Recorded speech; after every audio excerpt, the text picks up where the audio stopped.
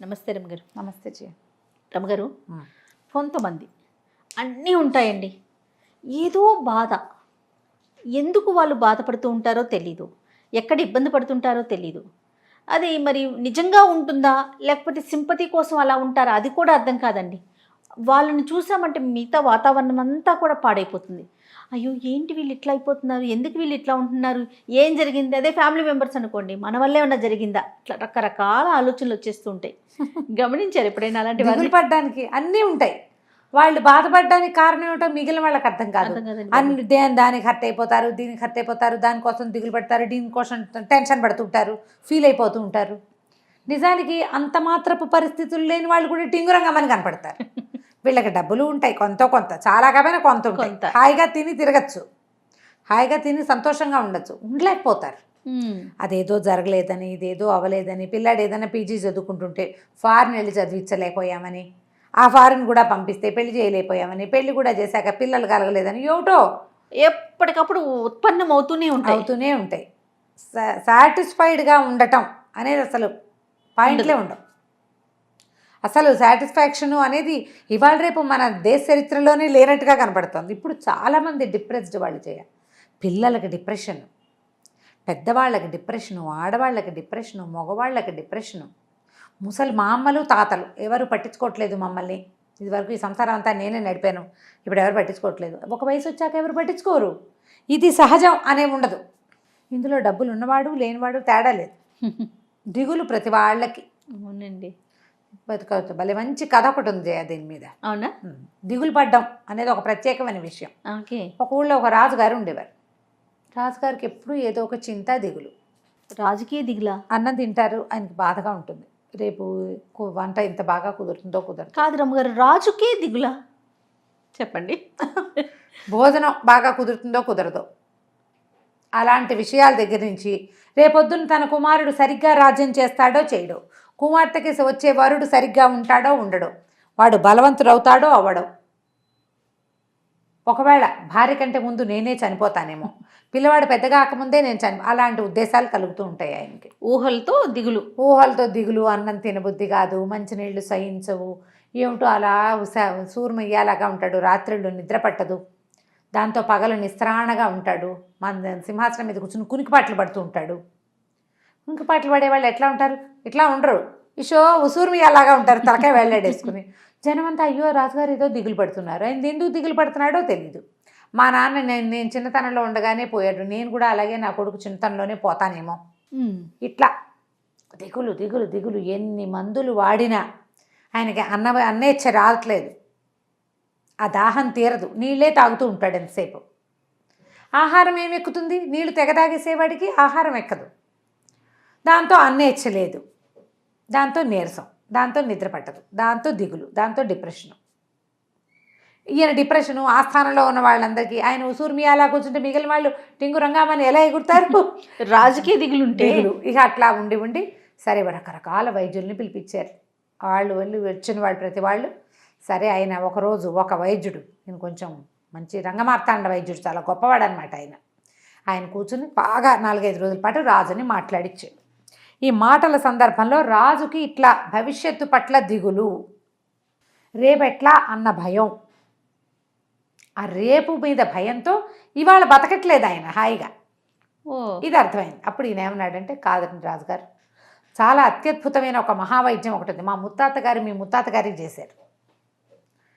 ఏమీ లేదు, చీకు చింత లేనివాడు ఎవడైనా ఒక వ్యక్తిని పట్టుకుని వాడి దగ్గర నుంచి ఒక జత దుస్తులు సంపాదించి వేసుకున్నారా, మీ మొత్తం చింతంతా పోతుంది. నాకు ఈ దిగులు ఎలా పోతుంది అని అడుగుతున్నాడు ఆయన. వాడిది ఒక్క జత బట్టలు సంపాదించండి, మీకు తీరిపోతుంది. ఆయన కానీ రాజుగారు, ఓహో ఈ దిగులు తీరిపోయేందుకు ఇది నేనే పోగొట్టుకోవాలనుకోవటంలా, ఆయన దానికి ఒక వైద్యం కావాలి. డిప్రెషన్కి డాక్టర్ దగ్గరికి వెళ్ళినట్టు, నాకు డిప్రెషన్ అండి, డిప్రెషన్కి మందులు వాడుతున్నామని చెప్తున్నారా అందరూ? అవునవును. మన డిప్రెషన్కి మన వైద్యం మన మనసులో ఉంది, మనం దాని మాట వినం అసలు. బయట నుంచి దానికి ఇప్పుడు డిప్రెషన్ అనేది ఎక్కడొస్తుంది? బ్రెయిన్, మనసులో. అవును, దానికి మందు కూడా మనసులోనే ఉంటుంది. అంత ఆలోచించలేకపోతారు ఆ డిప్రెషన్లో. అట్లా వెంటనే ఈయన ఏం చేశాడు, మొత్తం సైనికులకి అందరికీ చెప్పాడు, అస్సలు దిగులు చీకు చింత లేని కుటుంబాలు పట్టుకోండి, వాళ్ళ దగ్గర నుంచి ఒక జత బట్టలు పట్టుకునండి అని శభాష్. మొత్తం రాజ్యం అంతా గాలించారు. ఎవరిని అడిగినా ప్రతి వాళ్ళకి ఏదో దిగులు ఉంటుంది. మా నాన్న పోయారు, మా అమ్మ పోయింది, నా కుమారుడు పోయాడు, నా పిల్లలు పైకి రావట్లేదు, నాకు డబ్బులు లేవు, నా పిల్లాడికి చదువు లేదు, పిల్లకి పెళ్ళైంది కాపురానికి వెళ్ళలేదు, పెళ్ళైన పిల్లకి ఇంకా పిల్లలు పుట్టలేదు, నాకు మనవాళ్ళు కలగలేదు, లేదా మా అబ్బాయి తాగుబోతో తిరిగిపోతో వెతవో ఏదో, లేదా మా నాన్నే తాగుబోతో తిరిగిపోతో, మా ఆవిడ గయ్యాలి, మా అత్తగారు మంచిది కాదు, పొట్టాడుతుంది, నాకు ఇల్లు లేదు, నాకు డబ్బులు లేవు, నాకు ఉద్యోగంలో ఇది లేదు, ఎన్నున్నాయి విజయ దిగులు పడ్డానికి విషయాలు నానా రకాలు. ఎన్నో. ఎవరిని అడిగినా ప్రతి వాడికి దిగులు. వెతికారు వెతికారు వెతికారు వెతికారు వెతికారు చివరికి ఒకరోజు ఒక చెట్టు కింద కూర్చున్న ఒకడు వీళ్ళకి కనపడ్డాడు.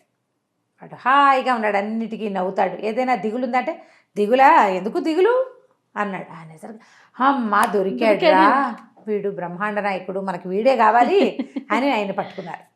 బాబు పద రాజుగారి దగ్గరికి వెళ్దాం అన్నాడు. అనేసరికల్లా సరే తీసుకుపోయారు. ప్రపంచంలో మన ఊళ్ళో, ప్రపంచం అంతా పెద్దది కాదు, మన ఊరు, మన రాజ్యంలో అస్సలు దిగులు లేదు, చీకు చింత లేదు అని చెప్పిన ఏకైక ప్రాణి ఈయనే అని నుంచోబెట్టారు. రాజుగారు ఆశ్చర్యపోయాడు, పైకి కిందకి చూశాడు.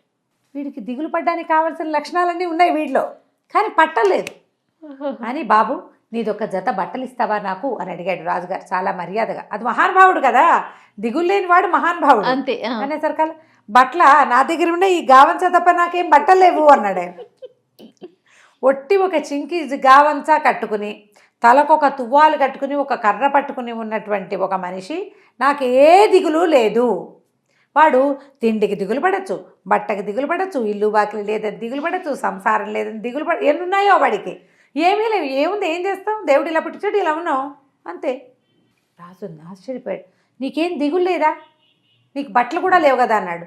బట్టలు లేకపోతే నేనున్నాగా, నేనున్నాను, బట్టలు ఉంటే ఉంటాయి లేకపోతే లేదు అనగానే రాజు నిర్కాంతిపోయాడు. బట్టలు లేని వాడికి కూడా దిగులు లేదా, నాకేమిటి, నాకు అన్నీ ఉన్నాయి, నేను ఎందుకు దిగులు పడుతున్నాను, నువ్వు ఇక్కడే ఉండు, నీకు అన్నీ ఇస్తామన్నారు. ఎందుకంటే అవన్నీ నాకు హాయిగా చెట్టు కింద పట్టుకుంటే గాలి ఆడుతుంది, హాయిగా ఉంటుంది, దొరికిన పూట తింటా, లేని పూట లేదు, చెట్టు కింద పడుకుంటాను, వెళ్ళొస్తానండి అని వెళ్ళిపోయాడు. రాజు నిదానంగా ఇతను వెనకాలే నడుచుకుంటూ వెళ్ళాడు. ఇతను ఎక్కడున్నాడు ఏమిటి అని. ఆ స్థానంలో అన్నం కూడా తినలా, వెళ్ళిపోయాడు. ఏవో రెండు వెళ్ళే దారిలో చింతకాయలు నేరేడు పళ్ళు కనపడితే 4 నాట్లో వేసుకున్నాడు. రాజుగారు ఆ వెనకాల నడుచుకుంటూ చూస్తూనే ఉన్నాడు. ఆ పోయి చెట్టు కింద కాళ్ళు చాపుకొని హాయిగా పడుకున్నాడు. వీడికి ఇంత హాయిగా నిద్ర పడుతోంది, నేల మీద ఒంటి మీద గుడ్లన్నా లేవు, కడుపులో ఆహారం లేదు, నాకెందుకు పట్టదు నిద్ర. రాజు రిపెంట్ అయ్యి ఆలోచించడం మొదలుపెట్టాడు. దిగులు పడాలి అని కారణాలు వెతుక్కుంటున్నాను నేను, ఈరోజు నాదని నేను తెలుసుకోవట్లా, నేను రాజుని, నాకు అన్నీ ఉన్నాయి, హాయిగా తిని పడుకోవచ్చు నేను, కానీ దిగులుతోటి నేను ఈరోజు ఏం చేయాలో, ఒక రాజుగా నా కర్తవ్యం ఏంటో, ఒక మనిషిగా నేను చేయవలసిన విధేమిటో నేను ఆలోచించట్లా, నేను తప్పు చేస్తున్నానని వెనక్కి వచ్చేసాడు. అప్పటిదాకా ఆయన బోల్డని సీసాలు ఉన్నాయి మందులు, ఆయనకి ఆ వైద్యం ఈ వైద్యం, ఆయుర్వేద వైద్యం, న్యాచురోపతి వైద్యం, మొత్తం వైద్యాలన్నీ మానేశాడు. హాయిగా ఉండటం మొదలుపెట్టాడు. రాజ్యంలో అందరూ హాయిగానే ఉన్నారు. ఆ తర్వాత ఇక ఏ ఇబ్బంది లేదు. ప్రధానంగా వ్యక్తులు తెలుసుకోవాల్సిన నీతి ఏంటంటే, ఇందులో నువ్వు దిగులు పడుతూ ఉంటే ఆ దిగులు నిన్ను ఇంకా లాగి లాగి కుంగి కునారిల్లిపోయేలాగా చేస్తుంది. ఇవన్నీ లోక సహజమైనవి, జనన మరణాలు అత్యంత సహజమైనవి, డబ్బు రాకడా పోకడా అత్యంత సహజమైనది, వచ్చినాడు వస్తుంది, పోయినాడు పోతుంది. మనిషిగా నా క్రియ నేను చేస్తాను, నా పని నేను చేస్తా, దిగులు పడుతూ కూర్చుంటే ఎట్లా కుదురుతుంది అని భావిస్తే ఏది ఉండదు. కాబట్టి దిగులు బాధలు వాటిని జయించండి. వాటికి వైద్యం మన మనసులోనే ఉందని గుర్తుపెట్టుకుంటే ఏ డిప్రెషను మన దగ్గరికి కూడా రాదు. అంతా భలే ఉంది రమ్మగారు, ఎంత బాగుందో నిజంగా అండి. చాలా చాలా వరకు చూస్తూ ఉంటాం ఇలాంటి కేసెస్, అన్నీ ఉంటాయి. ఏమిటో బాధపడతారు వాళ్ళు, ఎందుకు బాధపడతారో తెలీదు. దాన్ని పోగొట్టుకోండి, ఖచ్చితంగా పోగొట్టుకోవాలి. నమస్తే రమ్మగారు. నమస్తే చే